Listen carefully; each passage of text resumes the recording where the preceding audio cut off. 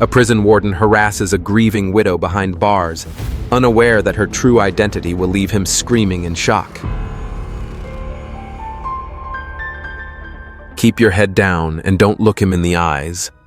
That's how girls disappear.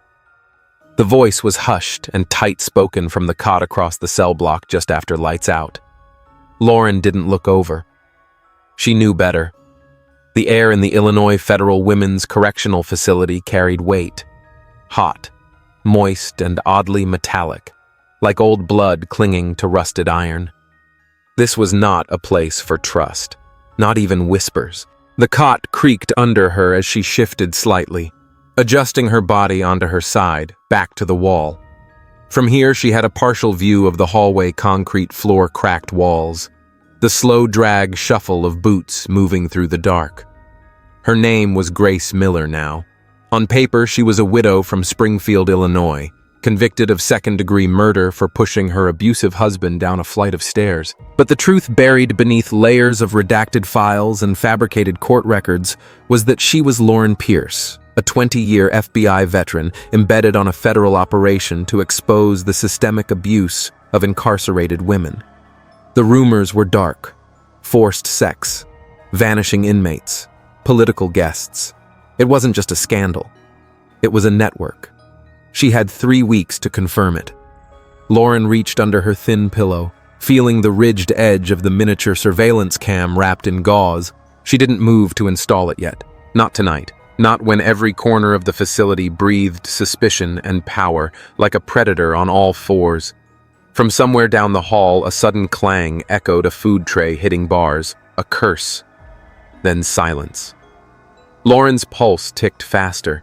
Even in the darkness, she could see the memory of the intake officer's expression earlier that day. A smirk, too long, eyes that lingered, as if he recognized something in her or wanted to. She hadn't said a word, just nodded like any woman too beaten down to care. Tina coughed softly across the way, followed by the rustle of sheets. "They test the new ones on Thursdays," she muttered. "He'll come for you soon." Lauren didn't respond. She tucked the surveillance cam deeper into her pillowcase. She knew Tina's words weren't meant as a warning. They were a fact, like saying it rains in spring, just another ugly truth. The door creaked open with an authority that didn't need to knock. Lauren's spine tensed beneath the scratchy wool of her uniform. The morning light hadn't yet fully touched the hallway, but the presence in the threshold cast a darker shadow than the walls ever could. Warden Raymond Carter stepped inside the unit like a man surveying his property. His boots clicked slow and sharp against the floor, measured like a metronome of dread. He didn't speak. He didn't need to. Heads lowered. Chatter ceased. The very air changed as if it had learned to hold its breath when he was near. Lauren glanced up briefly, careful to let her eyes slide off his face like oil on glass. She was nobody here. Grace Miller, silent, convicted, forgettable. She clutched her breakfast tray tighter as Carter's steps grew louder, closer. Each footfall reminded her of a countdown she hadn't agreed to. He stopped behind her. "You must be the new widow." His voice was quiet but crisp, like the flick of a blade. "I read about you." Pretty thing, all that grief tucked under a guilty plea. Lauren kept her shoulders still. The room felt colder despite the summer humidity. "You don't talk much, huh?" he said, and reached out. His hand landed on her shoulder. Not heavy, just deliberate. A pause. Then his thumb pressed gently against the slope of her collarbone, moving with purpose, slow and suggestive. She bit the inside of her cheek and lowered her eyes to her tray, watching the watery eggs congeal. "I like the quiet ones," Carter murmured. "They don't waste time trying to be brave." Then he was gone, steps retreating with the same smug precision. That afternoon, Lauren sat on her cot, her back to the concrete wall trying to settle her breathing. A faint tremor remained in her hand, not from fear, but fury, the cold kind that simmers below the surface. She took out the cam from her pillow and tapped a sequence to record a log entry. Her voice barely above a whisper filled the hollow space. Subject, Carter. First physical contact. Public setting. shoulder and upper chest, observing, pattern testing, response, threshold. A tray banged against metal outside. She stashed the device and stood just as the guard barked out her number, 1249, medical check. Warden's request. A routine inspection, they said. The examination room wasn't clinical, it was a hollow shell of pretense. The walls were clean, the light too white. A metal table stood in the center, and behind it, Carter leaned against the far wall, arms crossed, smiling like a man watching a familiar rerun. "Sit," he said. She did. Slowly, gracefully. He walked around her the way predators circle. Not because they need to, but because they can. "I looked through your intake file again," he said, voice smooth. "No kids, no visitors scheduled, no letters, in or out." He stopped behind her and leaned close. She felt the brush of his breath near her ear. "That means no one would notice if you went missing for a night, or longer." Lauren didn't flinch, but her nails curled into her palms beneath the table, knuckles whitening. Then his hand dropped, this time lower. Lauren felt the violation in her very teeth, acidic burning. His fingers grazed her hip, then lingered where no hand had the right. Her body went rigid and her breath halted, but she did not move. "Not yet. Not here," she whispered. "Please don't." The words hung like bait. He smiled. "There it is," he said. "A little fear makes you honest." He withdrew eventually. Carter straightened his shirt cuffs and walked out without looking back. Lauren sat motionless for 5 long minutes. Then she reached into her waistband, pulled the fiber-thin mic she had embedded under the lining, and tapped twice. Audio saved, time-stamped. The hardest part wasn't the contact. It was letting it happen. That night, Lauren stared at the ceiling, damp from a leak. No one fixed. Her bunk felt colder than usual. Tina was already asleep, or pretending to be, from the far end of the block. A scream broke through the silence. High-pitched, desperate, and quickly muffled. Lauren sat up. Her ears focused. Voices. Then a dragging sound. Soft, steady. A door slammed. She stood and pressed her face to the bars, straining to see down the dark corridor. "Monica," someone whispered, hoarse with panic. "Where is she?" No one answered. Lauren closed her eyes. The room spun for a second, not from fear, but the sharp realization that Monica would not be seen again. This wasn't a place of punishment.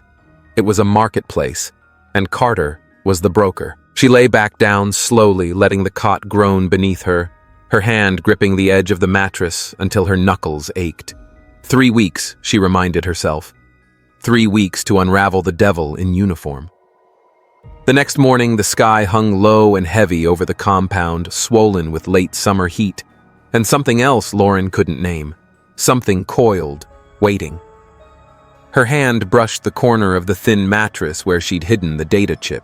It was warm to the touch, slightly damp from the night's sweat. 8 hours of audio, including Carter's whisper near her ear and Monica's scream fading into concrete. She had to get it out. At 10:05 a.m., the door to the visitation hall buzzed open. Fluorescent lights buzzed above, flickering like nervous ticks. The guard grunted, gesturing her through with a jerk of the chin. "You got counsel," he said, not bothering to mask his boredom. Lauren's eyes adjusted slowly to the sterile light. The room was cold in a way that felt controlled, mechanical, intentional. At the far end of the table, behind plexiglass and a grainy phone line, sat Mark Reynolds, dressed in a suit that didn't quite fit his lanky frame. The tie was the wrong blue, the knot too tight, but the eyes behind the glasses were sharp. Watching Lauren, lifted the receiver. "You look like hell," Mark said quietly, lips barely moving. "That's the point," she replied. "Got something for you." She palmed the chip and passed it through with her legal folder. His fingers brushed hers, a brief contact, deliberate. He didn't look down. "We got your last drop," he said. The audio was clear. Carter's voice came through like a confession. "Isaac's working on tracing the vans now." She nodded. "There's more." Mark paused. Lauren, the girl. Monica gone, she said. No emotion. No need. He leaned forward. You have to be careful. Claymore's starting to squirm. That means Carter will get paranoid. Lauren met his gaze. He already has. Outside the prison walls, Isaac Simmons sat in a dusty white sedan on the far side of the county road, eyes scanning the van that pulled out of the rear gate. He tapped his stylus against the dashboard. Van 13, no log entry. 11:27 a.m., he muttered into the recorder. The vehicle bore no insignia, no plates on the front. The rear license tag read D69 FRE, and it had shown up twice last week at the same hour. He clicked the photo. Twice. 3 times. Data went straight to Mark. Back at headquarters, the map showed a pattern, one that ended at a private estate 20 miles west of Chicago. Isaac didn't say the word out loud, but it was there between his teeth. Trafficking inside. Lauren returned to her cell under the afternoon haze. Tina offered a slight nod from her bunk, but didn't speak. Trust had grown between them, wordless and slow.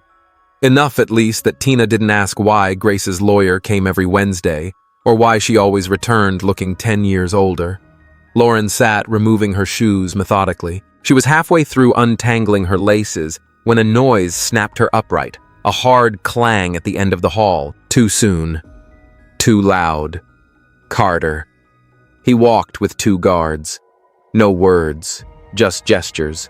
The sweep of his arm, the flick of his fingers, and he was heading her way. Lauren's heart thudded once, loud and deliberate. She slipped the recording mic into the lining of her shirt, too small to detect by eye, just large enough to matter. Her cell door unlocked.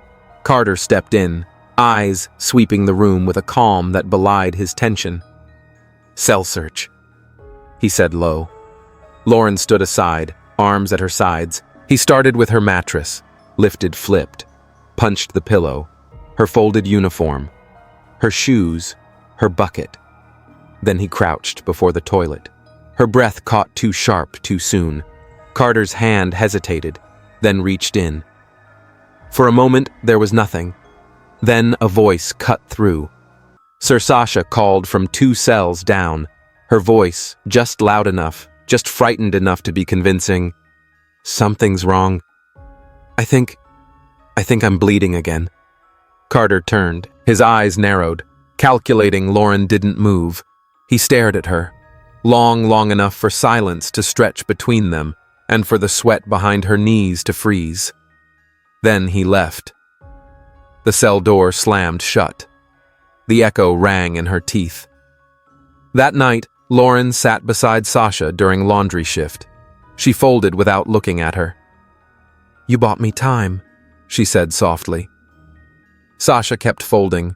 She was my cousin. Lauren looked at her, the sharp lines of her face drawn tight.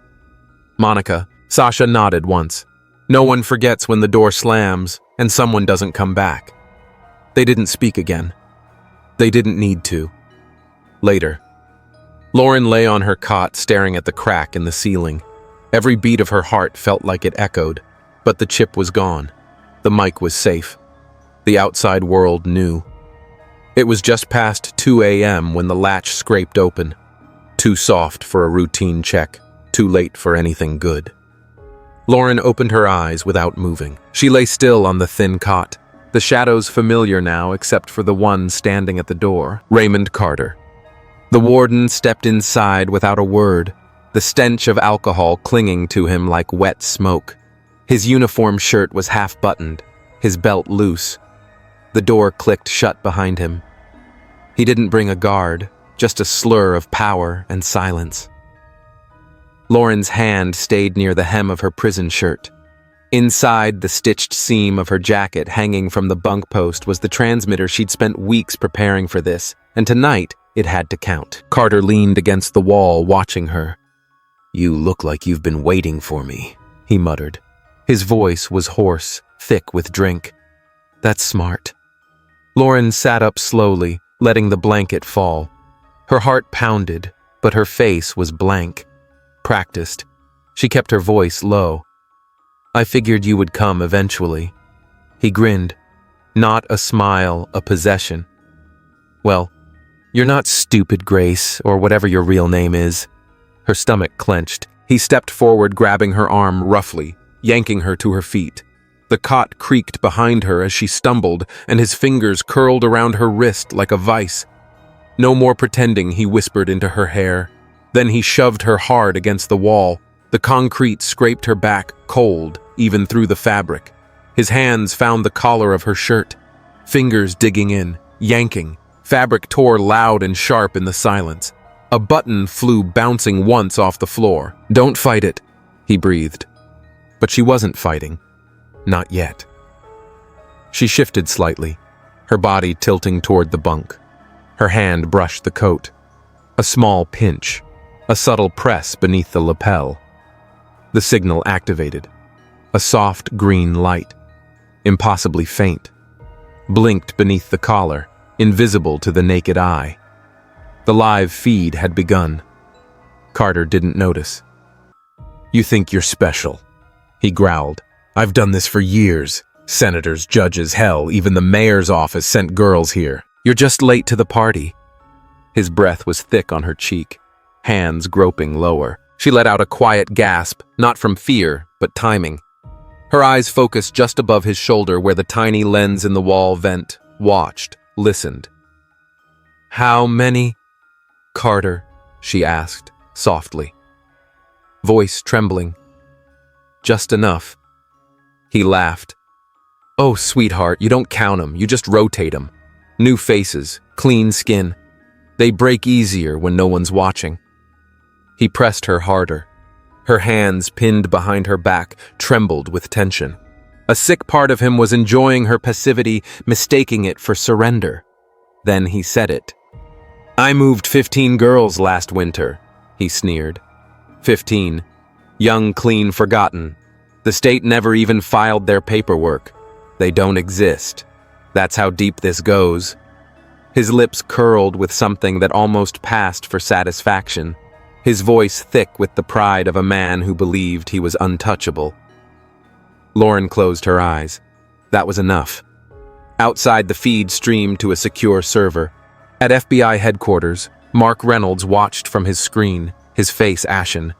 He hit the red line alert. "Go live," he ordered. "Now." Within minutes, the video appeared across platforms, secure press lines, CNN's Midnight Loop, a dozen independent watchdogs. Inside the cell, Carter paused. Something shifted in the air, almost a change in weight. He looked at her. "What did you do?" Lauren met his eyes. "It's live," she whispered. "They're watching." His face twisted. He stepped back, eyes darting to the corners. Panic surfaced in him like oil bubbling up from a cracked pipe. "You little—" But the door behind him burst open. 2 federal agents stormed in, weapons drawn. Carter froze, one hand still lifted. His expression collapsed into something unrecognizable. Fear, shame, disbelief. One agent cuffed him swiftly. The other read his rights.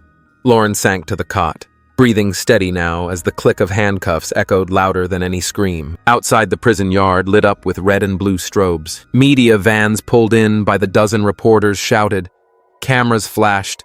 The gates were no longer gates. They were floodlights for justice, long overdue. Inside the warden's office, Lauren stood beneath the buzzing fluorescence, her torn shirt replaced with a jacket. Her voice calm, she held the press mic steady. "My name is Agent Lauren Pierce," she said, her voice broadcast across America. "I came here as an inmate to uncover a criminal network inside our justice system. The abuse of power must end." Behind her, Carter was led away in chains. By morning, every headline carried her name. Not Grace, not inmate. 1249. Lauren Pierce, FBI survivor. Witness, whistleblower. And the reckoning had just begun. The hospital room smelled faintly of antiseptic and overcooked eggs. Lauren lay still beneath thin cotton sheets, ribs wrapped tight, one arm cast in plaster. Pain pulsed steady in her hip like the rhythm of a bad memory. Outside, flashes from news vans bounced off the window glass like silent lightning. The world knew her name now, but so did the man she feared most. Senator Richard Claymore. His picture stared back at her from the corner of the television screen, lips mid-sentence, eyes smug. He stood at a podium in a pressed gray suit wrapped in the seal of public trust. His voice echoed through the hospital speaker. "This is nothing but a media circus orchestrated by an unstable agent with a personal vendetta. I have never, let me be clear, never been involved in any such criminal behavior." Lauren turned her head away from the screen. Across the room, Mark Reynolds sat in a stiff chair with a laptop open, jaw clenched. "He's running scared," he said. She nodded quietly. "Then he's still dangerous." 3 days earlier, agents had cracked open Carter's encrypted laptop. Inside was more than rot. It was a roadmap, emails between Carter and Claymore's office staff, transfer logs for female inmates with no court dates, and photos grainy but damning of familiar faces at secluded retreats. There were timestamps, payment codes, encrypted references to inventory, and private guests, but the laptop alone wasn't enough. They needed proof that tied Claymore personally to the abuse, and Claymore knew it. That was why Lauren's car was rammed by a black pickup at an unlit intersection outside the Tribune building. The driver had vanished before help arrived. On the record, it was ruled an accident. Off the record, it was a warning. When she came to in the ER, she'd whispered one thing to the attending nurse: "Don't call my name. Don't call anyone." The FBI relocated her to a private recovery unit under another alias. But Lauren refused to rest. Even wrapped in bandages, she sifted through flash drives, printing out timelines and cross-referencing the movements of prison vans with Claymore's fundraising events. "You're not alone anymore," Mark had told her, placing a hand over hers. He was right. Women. Former inmates, social workers, even retired corrections staff had begun to speak out. Their stories were raw, uneven, sometimes confused, but they converged on one truth. Claymore knew, Claymore paid. Claymore came to the parties. That afternoon, Special Agent Isaac Simmons entered with a file and a grim look. "We found something," he said, flipping open the folder. "A remote property near Lake Delavan. Carter's name is on the lease. Cabin's been empty since his arrest." Lauren sat up straighter. "That's where they hosted the auctions, isn't it?" "We think so. Local sheriff's office never reported activity, but satellite heat maps show vehicle clusters on 3 separate weekends last year. Same dates as campaign donations." Spiked. Isaac placed a photo on the tray table, a grainy still from a trail cam. Men in suits, dim lights strung between trees, and in the center, a line of women with numbers pinned to their prison-issued shirts. Lauren's hand trembled as she reached for it. "I'm going in." "You're still recovering." "I'm not asking." The next night, Lauren arrived at the cabin under a gray sky, a soft drizzle turning gravel into sludge. The place reeked of mildew and secrecy. The air was thick with the residue of things no one wanted to remember. Inside, the furniture had been cleared, but not everything had been erased. She moved to the back room, a place Carter once mentioned where the real deals were made. She peeled back a wall panel flashlight sweeping the shadows. There it was, a surveillance hub, dust-covered but intact, a DVR still plugged into the battery backup. Lauren pulled on latex gloves and slid the drive into a field reader. The first file opened with a flicker. Video grainy time-stamped. Claymore in a tailored jacket, drink in hand, standing beside Carter. He said something about keeping the merchandise obedient. The women behind him stood barefoot in prison scrubs. One of them, Lauren's breath caught, was Monica. The clip was short, but it was enough. She sent it to Mark and Isaac within seconds, and as the file uploaded, she whispered to the empty room, "This is the crack. The system wouldn't crumble overnight." Claymore still had lawyers, media allies, and hands in every pocket, but the tape was real. It was ugly, and it was public now. The arrest came at 2:17 a.m. under a quilt of Midwestern fog thick enough to swallow headlights. Whole 23 names, T3. 23 lives that had helped uphold a network built on silence. Money and the flesh of forgotten women. Warden assistants, judges, transport drivers, clerks with stained fingers. Some had wives, some had daughters. They were led out of their homes and offices in plastic cuffs, stunned, shivering, unprepared. Lauren watched it unfold from a temporary command post north of Chicago. She stood in front of a wall of monitors, body stiff with healing scars.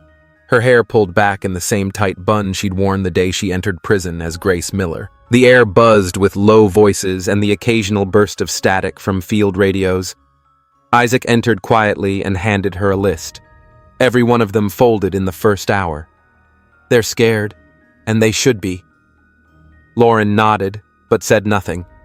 A monitor flickered.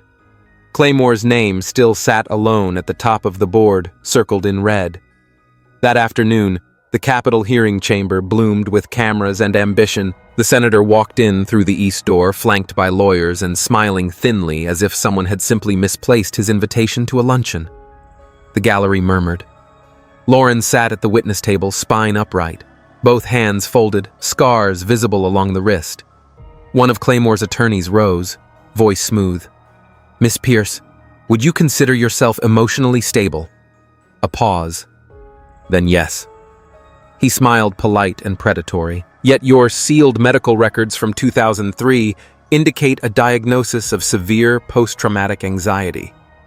In your own words, you claim to have episodes of paranoia and distrust of authority." "Isn't that true?" Whispers stirred in the room. Lauren breathed in slowly. "After my father died in a police shootout, she said I was 16 and I had every reason to distrust authority." He blinked. She continued, voice steady. "I've also passed 8 federal psych evaluations since joining the Bureau." Across the chamber, Claymore shifted in his seat. His jaw worked slowly like he was grinding his teeth into dust. Later, the big screen was wheeled into the center aisle. Mark Reynolds queued up the raw footage. No cuts, no commentary. The cabin. The women. The voice. Claymore's voice. Lauren watched the senator's face drain slowly of color like ink dropped into water. A cough rippled through the room. No one moved. When the lights returned, the chairman cleared his throat. "We will be forwarding this to the Justice Department for immediate review." Claymore stood and tried to speak, but his mouth wouldn't quite form the words. The backlash hit like wildfire. Across the country, protesters filled courthouse steps with signs scrawled in red. No more silence. Grace had a name. End private justice. But justice, as Lauren quickly learned, was a brittle thing when it leaned too heavily on the scales of power. 2 nights later, they found Oscar Mendez, a former prison van driver and key witness, slumped in his car outside a gas station in Joliet, 1 bullet to the head. A note, typed and unsigned, sat in his passenger seat. "I can't carry the weight anymore." I lied. "Lauren, Pierce made me." The media latched onto it. Conspiracy theories swirled. Talk radio called her a manipulator. One senator demanded her suspension.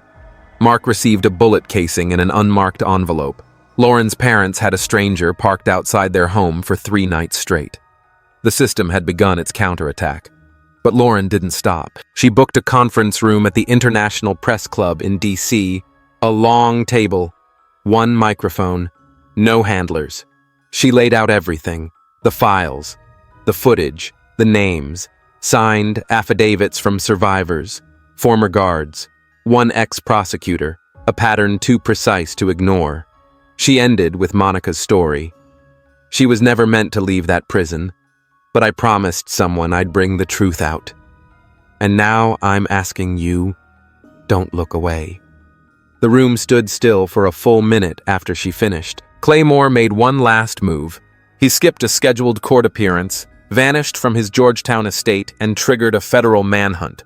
They caught him at the Mexico border 2 days later, traveling under an alias with cash burner phones and forged diplomatic papers. The headline broke before sunrise. Claymore caught justice finally in handcuffs. Lauren sat in a quiet diner just outside Quantico, sipping bitter coffee from a chipped mug. She looked down at the black notebook she always carried, Monica's name written in bold letters across the first page. The paper smelled of ink and old linen, like truth wrung from time. Lauren ran her fingers over the last page of her manuscript, her handwriting careful, pressed deep into the lines. At the top, testimony of a system broken and the women it forgot. She'd spent a year putting the story together. Names, dates, voices that once trembled behind iron doors, now etched with purpose. It wasn't just a memoir. It was a reckoning. Outside her cabin window, the wind stirred autumn leaves across the porch. The world felt quieter these days, though not softer. Headlines no longer screamed Claymore's name. He was serving a life sentence at a federal prison built like a vault, and Illinois Federal Women's Correctional, gone shuttered, razed to concrete. Lauren watched the news the day the Grace Act passed, named for the woman she once pretended to be. It required independent oversight in correctional facilities, mandatory surveillance reviews, trauma-informed care. It didn't fix the past, but it drew a line in the sand. At the signing, no one mentioned her name. She was glad for that. "Do you miss it?" Mark asked her once, months later when they met for coffee in D.C. "The badge," she said, stirring her tea. "No, but I miss the clarity." He tilted his head. Clarity, knowing exactly who the enemy was. On a cloudless morning, Lauren stood alone at the National Memorial for Forgotten Women. The stone wall gleamed with fresh engraving names carved like permanent echoes. Monica Rivera, Tina Holloway, Lena Brooks. No crowd, no press. Just the hush of wind through the trees and the distant hum of traffic. Lauren traced the letters with a steady hand. She wore a gray scarf, the same one from the day she walked into prison as Grace. A token, a reminder. Behind her, children laughed from a nearby playground. Free, unknowing, she smiled, small, but unwavering. Not because everything was healed, but because this time justice hadn't flinched. And because silence, she now understood, was never meant to be permanent. It was simply a place to begin.